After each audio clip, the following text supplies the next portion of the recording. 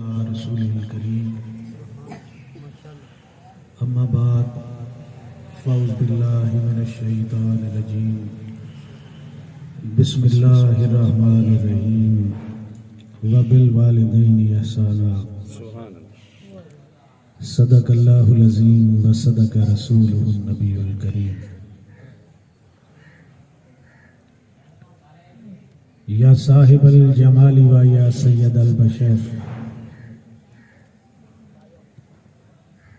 یا صاحب الجمال و یا سید البشر من وجهک المنیر لقد نور القمر لا يمكن الثناء كما كان حقه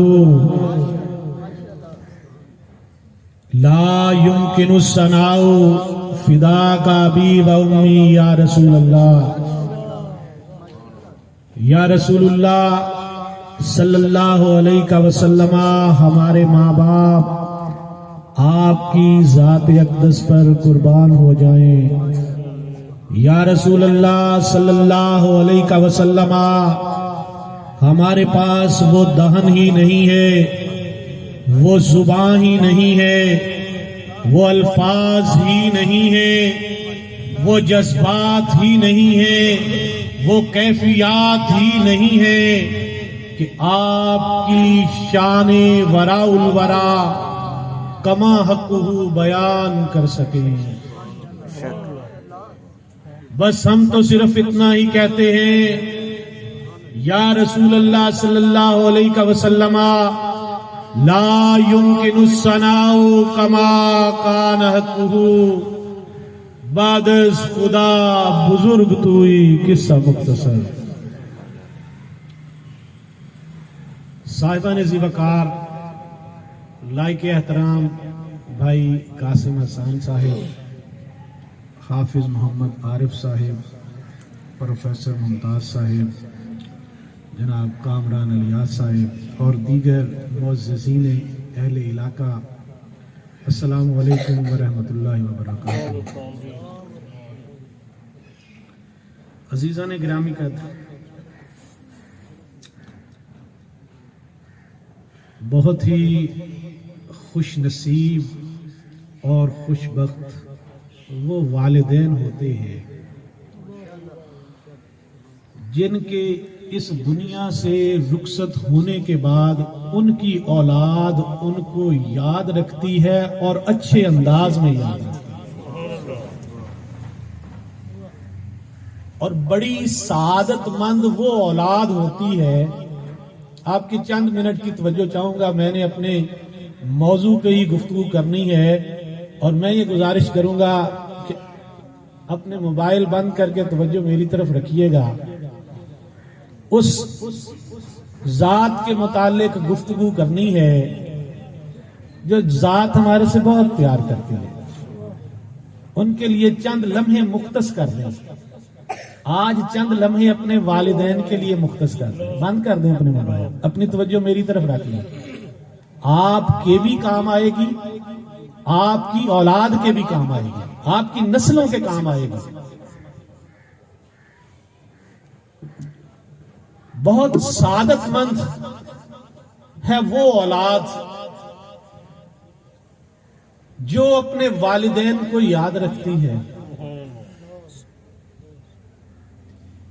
آج مجھے بڑی خوشی محسوس ہوئی، میں نہ آتا اپنی مصروفیت کی وجہ سے، میں نے انکار کر دیا تھا، لیکن جب ایک باپ کے احصال ثواب کی بات آئی نا تو میرا دل چاہا کہ اسی نسبت سے آج چلیں کچھ گفتگو ضرور کی جائے، اس میں میرا بھی بھلا ہو جائے گا اور آپ کا بھی بھلا ہو جائے گا۔ صاحبان علم و دانش، خالق لم یزل فرماتا ہے کہ وَبِالْوَالِدَيْنِ احسانا، کہ اپنے والدین کے ساتھ حسن و سلوک کیا کرو۔ آج کے اس گئے گزرے دور میں جس دور کو ہم بڑی ترقی کا دور کہتے ہیں، اور ہم یہ سمجھتے ہیں کہ بڑی ذہانت اور فطانت ہم میں آ گئی، ہم نے بڑی ترقی کی منازل طے کر لی.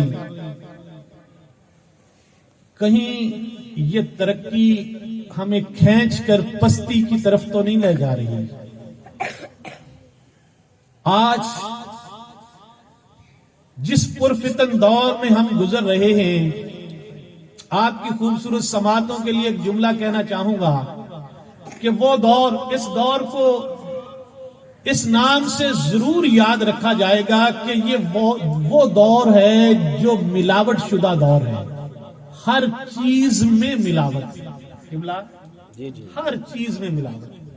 جو چیز آپ خریدیں، جو چیز آپ کھانا چاہیں، وہ پھلوں کی شکل میں ہے، وہ دودھ کی شکل میں ہے، وہ کھانے کی کسی چیز کی شکل میں ہے، آپ کو اس میں کسی نہ کسی شکل میں ملاوٹ ملے گی.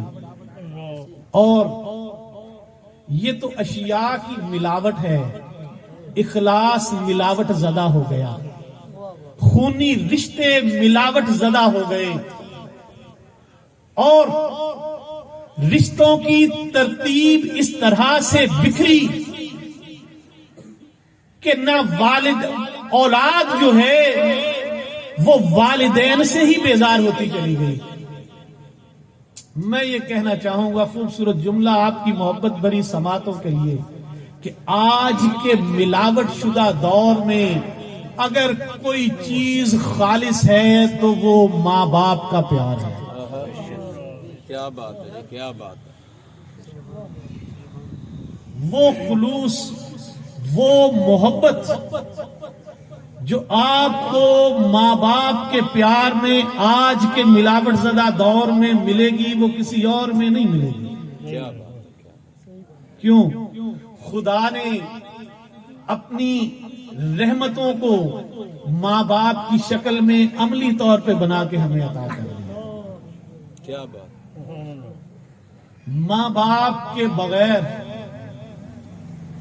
زندگی ایسے ہے کہ جیسے کسی نے چھاؤں سے اٹھا کر کڑکتی ہوئی دھوپ میں بٹھا دیا. وہ ماں باپ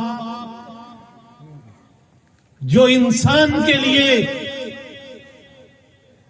ہمہ وقت اپنے آپ کو پیش کیے رکھتے ہیں، وہ اولاد جب بڑی ہوتی ہے، جوان ہوتی ہے، ماں باپ دیکھتے رہتے ہیں، ترستے رہتے ہیں کہ اولاد جوان ہوگی. بیٹا جوان ہوتا ہے، اس کا سب سے پہلا نشانہ اپنے ماں باپ بنتے ہیں. سب سے پہلے کھڑا ہوتا ہے تو اپنے باپ کے، ماں کے سامنے کھڑا ہوتا ہے. اس کی زبان کی سختی سب سے پہلے وہ اگر آزماتا ہے تو اپنی ماں کے اوپر آزماتا ہے. سب سے پہلے آنکھیں دکھاتا ہے تو اپنی ماں کو آنکھیں دکھاتا ہے. اسے خبر ہی نہیں کہ یہ وہ پاورفل شخصیت ہے، یہ وہ طاقت ہے، یہ میرے گھر میں وہ شخصیت ہے کہ جس کے لیے خالق لم یزل کے محبوب نے فرما دیا کہ تم جو ہے وہ اپنے ماں باپ کا چہرہ صبح فجر کی نماز پڑھ کے دیکھو گے تو تمہیں مقبول حج اکبر کا ثواب عطا کر دے. پتہ نہیں وہ قبول ہونا ہے یا کہ نہیں ہونا، جس کو تم نے پیسے خرچ کر کے یہ حج کو ادا کرنا ہے. لیکن مصطفیٰ کریم صلی اللہ علیہ وسلم کی زبان رسالت سے یہ فرما دیا گیا کہ تم نے صبح اٹھ کے اپنے ماں باپ کے چہرے کو مسکرا کے دیکھ لینا ہے تو تمہیں مقبول حج اکبر کا ثواب مل جائے گا. صحابہ پوچھیں یا رسول اللہ صلی اللہ علیہ وسلم، جس نے ایک مرتبہ دیکھا فرمایا اسے ایک مقبول حج اکبر کا ثواب مل گیا. فرمایا جس نے عرض کی یا رسول اللہ صلی اللہ علیہ وسلم، جس نے 2 مرتبہ دیکھا، آپ نے فرمایا اسے 2 مقبول حج اکبر کا ثواب مل گیا. صحابہ نے تعداد بڑھائی، رسالت کی زبان سے گویا ہوا میرے صحابیوں سنو، جس نے جتنی مرتبہ بھی اپنے ماں باپ کے چہرے کو مسکرا کر دیکھ لیا، میرے مالک نے اسے اتنے مقبول حج اکبر کا ثواب دیا. ایک شخص نے کشف کیا قبرستان میں بیٹھ کے، وہ کہتے ہیں کہ میں نے دیکھا کہ ایک شخص جو ہے وہ ایک تخت پر بیٹھا ہوا ہے سعادت مند اولاد کی میں نے آپ سے بات کی تھی. وہ سعادت مند اولاد کیسی ہوتی ہے؟ وہ کہتے ہیں میں نے دیکھا کہ باقی جو قبرستان کے لوگ ہیں وہ ایسے ہی بیٹھے ہوئے ہیں, ایک شخص تخت کے اوپر بیٹھا ہوا ہے. میں نے پوچھا, میں اس کے قریب گیا, میں نے اس سے پوچھا کہ یہ سب لوگ نیچے بیٹھے ہوئے ہیں, تم تخت پر بیٹھے ہوئے ہو. تو اس نے مسکرا کر فرمایا کہ میں جو یہ تخت پر بیٹھا ہوا ہوں نا, یہ میرے کسی عمل کی وجہ سے نہیں ہے, یہ میرا عمل نہیں ہے.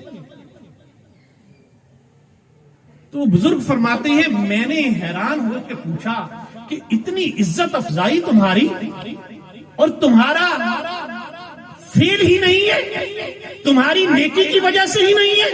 انہوں نے کہا ہاں یہ میری نیکی کی وجہ سے نہیں ہے, یہ جو میں تخت پر بیٹھا ہوا ہوں یہ میرے سعادت مند بیٹے کی نیکی ہے جس کی وجہ سے آج مجھے تخت کے اوپر بٹھایا گیا. میں بڑا حیران و شکر ہوا. میں نے اس سے پوچھا کہ تمہارے بیٹے کا ایسا کون سا عمل ہے جس کی وجہ سے تمہیں یہ سعادت ملی, تمہیں یہ منفرد مقام ملا, تمہیں یہ عزت اور توقیر ملی؟ اس نے کہا یہ بات تم میرے بیٹے سے پوچھنا. وہ بزرگ فرماتے ہیں میں نے ایڈریس لیا, اس نے مجھے بتایا کہ میرا بیٹا فلاں بازار میں اس کی مٹھائی کی دکان ہے, تم جا کے میرے بیٹے سے ملنا, پھر تمہیں پتا چلے گا کہ وہ کون سی اس کی نیکی ہے جس کی وجہ سے میرا اللہ میری عزت افزائی فرماتا ہے. بزرگ فرماتے ہیں مجھے تجسس ہوا, میرا اشتیاق بڑھا, میں ڈھونڈتے ڈھونڈتے اس دکان پر پہنچا. میں نے دیکھا کہ ایک سجیلا سا نوجوان, جوانی کی عمر ہے, مٹھائی کی دکان پر بیٹھا ہوا ہے. میں جا کے خاموشی سے بیٹھ گیا. میں نے دیکھا کہ وہ دکاندار خاموش ہے, لوگ سودا لینے سے مٹھائی لینے کے لیے آتے ہیں, وہ مٹھائی فروخت کر رہا ہے, پیسے لیتا ہے, گلے میں ڈال دیتا ہے, اشاروں سے بات کرتا ہے, بولتا کچھ نہیں ہے, مٹھائی فروخت کرتا جاتا ہے, لوگ آتے جاتے ہیں, مٹھائی لیتے جاتے ہیں. میں مشاہدہ کرتا رہا کہ یہ بندہ بولتا نہیں ہے, خاموش ہے. جب کافی دیر گزر گئی تو اس نے مجھے پوچھا کہ بزرگوار آپ نے مٹھائی لینی ہے یا آپ کو کوئی کام ہے؟ میں نے کہا نہیں, میں آپ سے ملاقات کرنا چاہتا تھا, مجھے یہ بتائیں کہ آپ اپنے باپ کے لیے وہ کون سا نیک عمل کرتے ہیں جس کی وجہ سے آپ کے باپ کو اللہ تعالیٰ نے عزت والی جگہ پہ سرفراز فرمایا ہے. تو وہ سعادت مند بیٹا مسکرا کے کہنے لگا کہ بزرگوار یہ راز میں نے آج تک کسی کے اوپر افشا نہیں کیا, میں تمہیں بتانے لگا ہوں. یہ میرا راز سمجھ کے رکھنا. میرے باپ نے مجھے قرآن پاک حفظ کروایا تھا. میں جب صبح دکان پہ آتا ہوں, میرا سودا بکے یا نہ بکے, میں شام تک دکان پہ کھڑا ہو کے وہ قرآن پاک کے پاروں کی تلاوت کرتا رہتا ہوں. زبان سے بولتا نہیں, گاہکوں کو جو ہے وہ رخصت کرتا رہتا ہوں. میں شام تلک جتنا حفظ کیا ہوا قرآن پاک پڑھتا ہوں, اپنے باپ کو احصال ثواب کر دیتا ہوں. سبحان اللہ. تو وہ بزرگ فرماتے ہیں مجھے سمجھ لگ گئی کہ سعادت مند بیٹے ایسے ہوتے ہیں جن کی سعادت کی وجہ سے والدین کی عزت اور توقیر بڑھ جاتی ہے. صاحبوں, مصطفیٰ کریم صلی اللہ علیہ وسلم کی بارگاہ میں ایک بیٹا آیا, آ کے عرض گزار ہوا کہ یا رسول اللہ صلی اللہ علیہ وسلم, میرا باپ میری جیب سے پیسے چوری کر لیتا ہے, میرے پیسے چرا لیتا ہے. مصطفیٰ کریم صلی اللہ علیہ وسلم نے فرمایا کہ اس کے باپ کو بلا کے لایا جائے. حضرت جابر بن عبداللہ اس حدیث پاک کے راوی ہیں. آپ کی روح تازہ ہو جائے گی, آپ کی توجہ چاہوں گا. مصطفیٰ کریم صلی اللہ علیہ وسلم نے فرمایا کہ بلاؤ اس کے باپ کو. قاصد اس کے گھر پہنچا, اس کے باپ سے کہا کہ تمہیں مصطفیٰ کریم صلی اللہ علیہ وسلم نے بلایا ہے. باپ پوچھتا ہے کہ خیریت ہے؟ آج بارگاہ رسالت مآب صلی اللہ علیہ وسلم سے مجھے حکم آیا ہے، بلاوا آیا ہے، خیریت ہے؟ وہ صحابی عرض کرنے لگے کہ تمہارے بیٹے نے تمہارے خلاف بارگاہ رسالت مآب صلی اللہ علیہ وسلم میں شکایت کی ہے.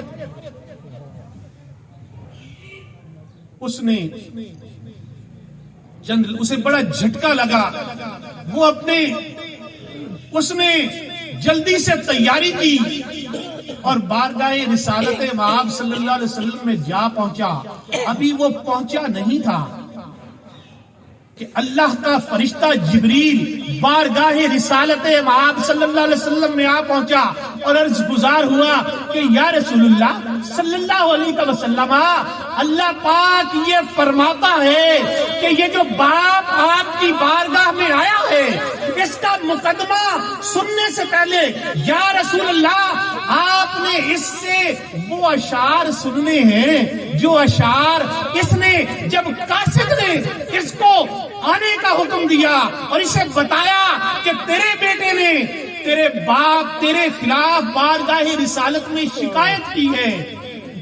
اس نے جو شعر اپنے ذہن میں پڑھے ہیں یا رسول اللہ صلی اللہ علیہ وسلم، اللہ پاک فرماتا ہے کہ آپ نے پہلے اس سے وہ اشعار سن لیے ہیں.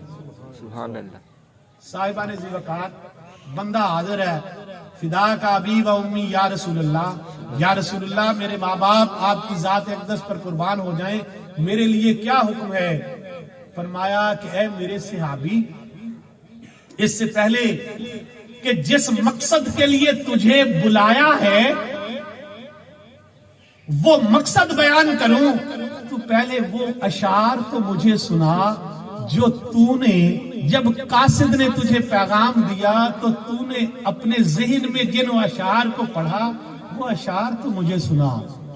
وہ صحابی حیران و ششدر رہ گئے، عرض کرنے لگے یا رسول اللہ صلی اللہ علیہ وسلم، میں نے تو زبان سے پڑھے بھی نہیں تھے، میں نے تو زبان سے بولے بھی نہیں تھے، میں نے تو صرف ذہن میں سوچا تھا. یا رسول اللہ صلی اللہ علیہ وسلم آپ کو کیسے پتا چل گیا؟ آپ نے فرمایا میرے اللہ نے تمہارے یہ اشعار بہت ہی پسند فرمائے. سبحان اللہ. صحابہ کی محفل لگی ہوئی ہے، عربی کے اشعار ہیں، میں اس کا مفہوم آپ کے سامنے پیش کرنے لگا ہوں اور اس کے بعد میں نے اپنی گفتگو کو سمیٹ لینا ہے. ذرا توجہ کیجئے گا.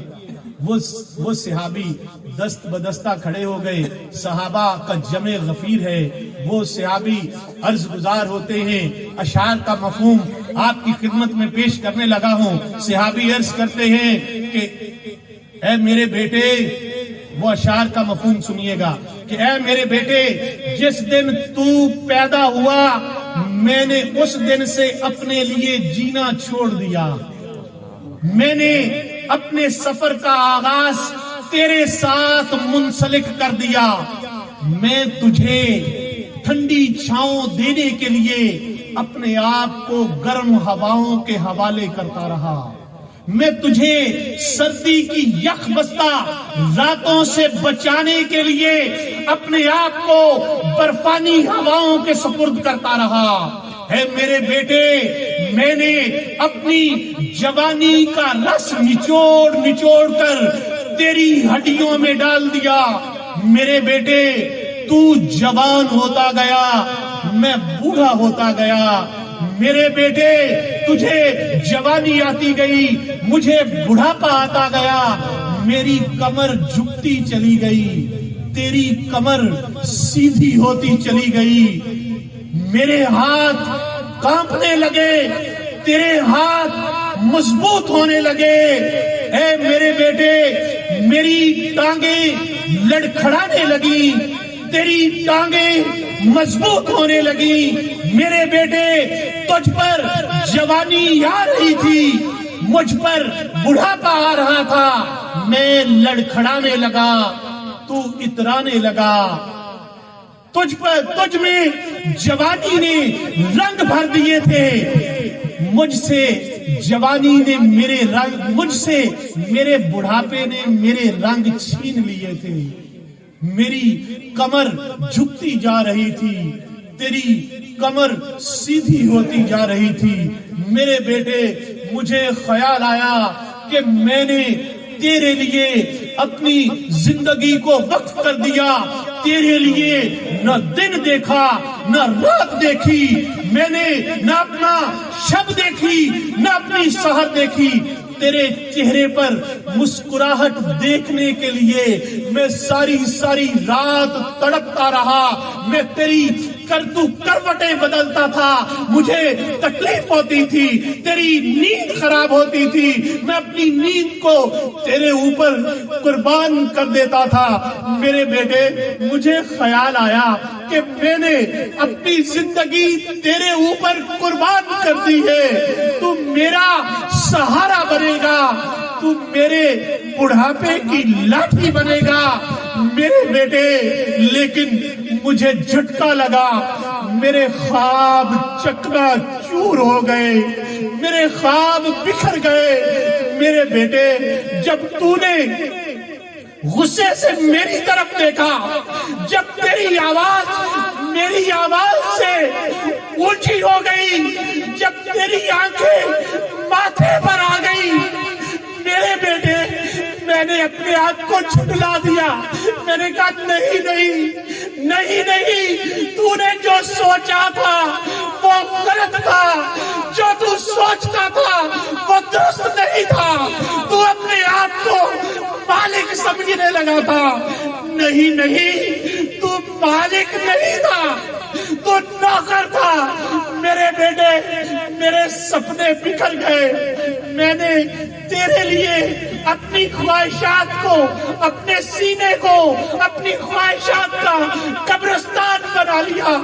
تو کھاتا تھا، مجھے لگتا تھا میں کھا رہا ہوں، تو پیتا تھا، مجھے لگتا تھا نہیں نہیں میں پی رہا ہوں۔ تو اچھے کپڑے پہنتا تھا، میں پرانے ہی پہن کے گزارا کر لیتا تھا۔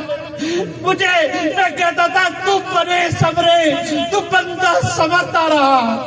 میرے بیٹے بڑھاپے نے مجھے جھکا دیا، میں لڑکھڑانے لگا، تو مجھے گھورنے لگا۔ تیری آواز میری آواز سے بلند ہوتی چلی گئی، میری آواز دبتی چلی گئی، تیری آواز اونچی ہوتی تھی، میری آواز نیچی ہوتی تھی۔ ہاں میرے بیٹے، ہاں میں نے مان لیا، میرے خواب بکھر گئے۔ میرے بیٹے میں نے تسلیم کر لیا، نہیں نہیں میں مالک نہیں ہوں، اب مالک تو ہے، میں نوکر ہی صحیح، تو میرا سردار ہے۔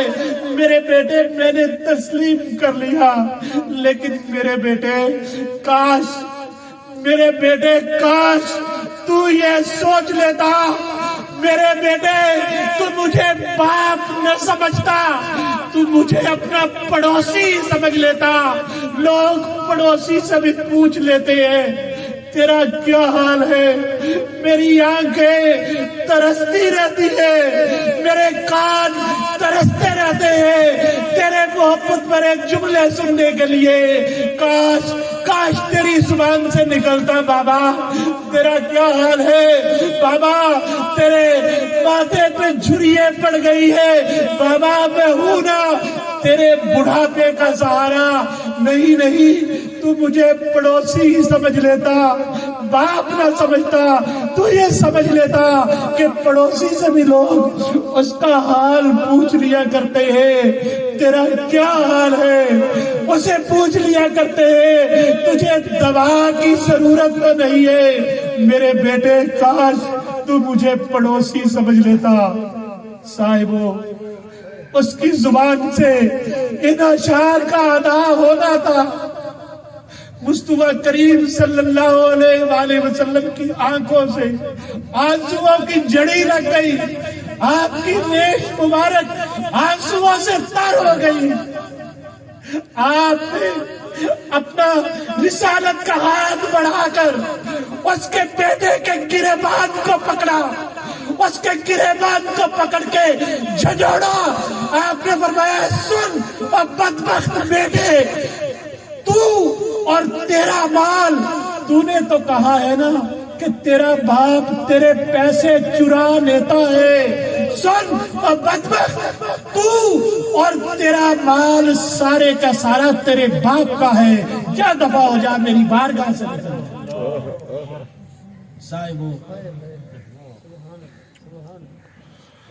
صاحبو کبھی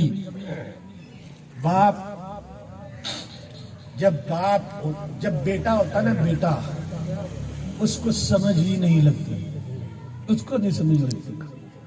بیٹے بدبخت بیٹے، وہ سوچتے ہیں کہ باپ پیچھے ہو نا، باپ پیچھے ہو، باپ یوں ہی مسلط ہو گیا، باپ پیچھے ہو، میں اس کے اوپر قابض ہو جاؤں، میں اسے بتاؤں، مجھے اس سے زیادہ سمجھ ہے، اسے کیا پتا کیسے زندگی گزارنی ہے، میں اسے بتاؤں کہ کیسے نظام چلانا ہے.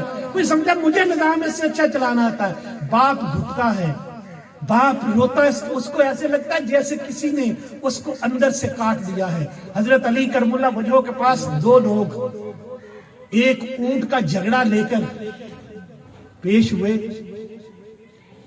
اس نے کہا یہ میرا اونٹ ہے، اس نے کہا نہیں یہ میرا اونٹ ہے. دونوں دعوے دار تھے. حضرت علی کرم اللہ وجہہ نے ان کا فیصلہ سنا. آپ فیصلہ کرنے لگے. وہ شخص بولا، اس نے کہا حضور میں گزارش کرنا چاہتا ہوں، میرے پاس ایک ایسی دلیل ہے.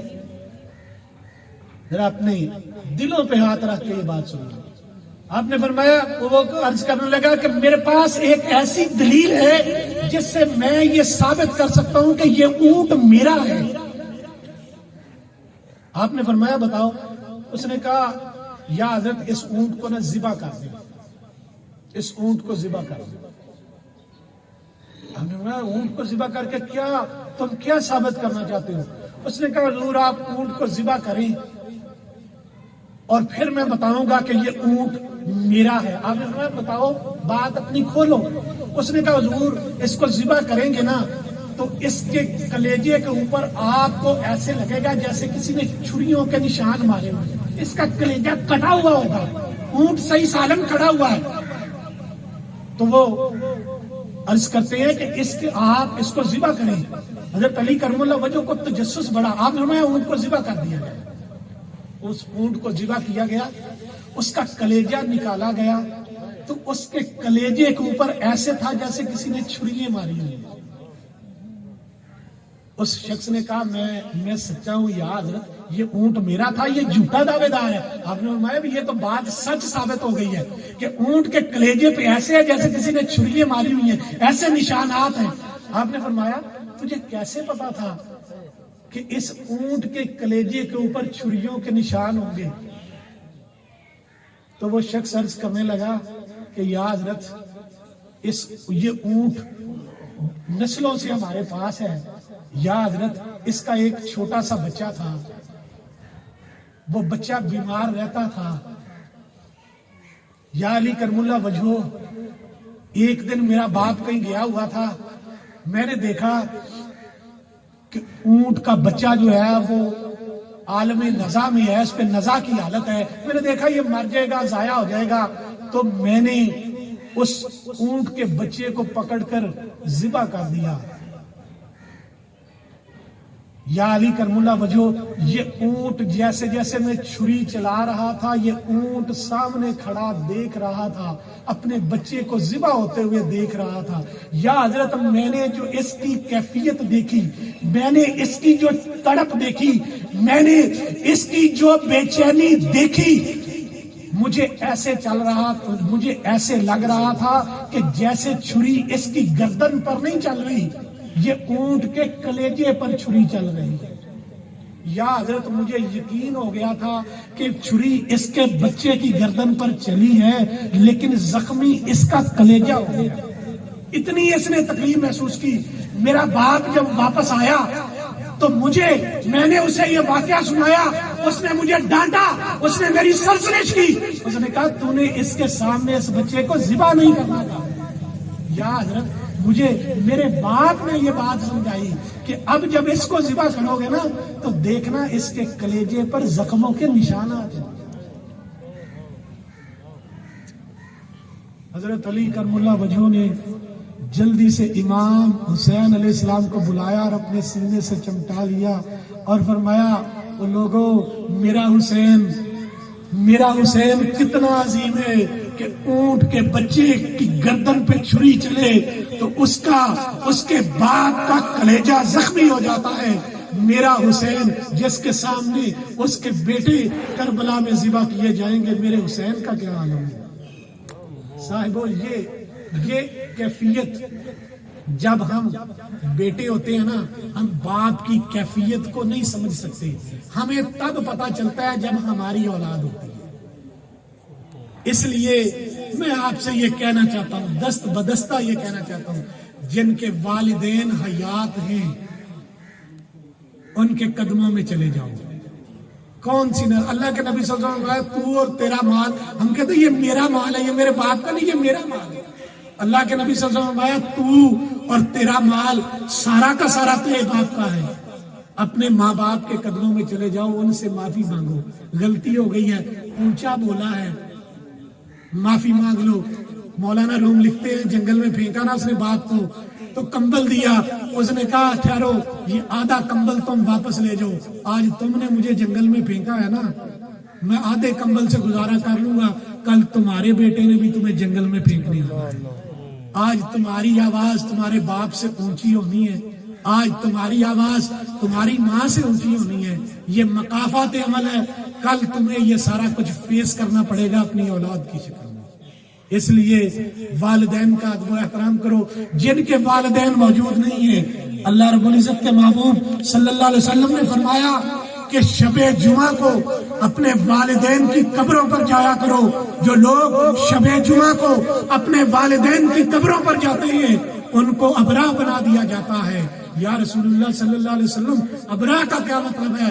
فرمایا اس کے پچھلے گناہوں کی معافی کر دی جاتی ہے اور آئندہ اس کی بخشش کا سامان کر دیا جاتا ہے۔ اللہ رب العزت کی بارگاہ میں دعا گو ہوں کہ وہ ہم سب کو اپنے والدین کا ادب و احترام کرنے کی توفیق عطا فرمائے، اور قبلہ حافظ محمد عارف صاحب، ان کے والد گرامی ممتاز حسین صاحب، اللہ پاک ان کی قبر کو جنت کے باغوں کا حصہ بنائے اور مصطفیٰ کریم صلی اللہ علیہ وسلم کی شفاعت سے بہرہ مند فرمائے۔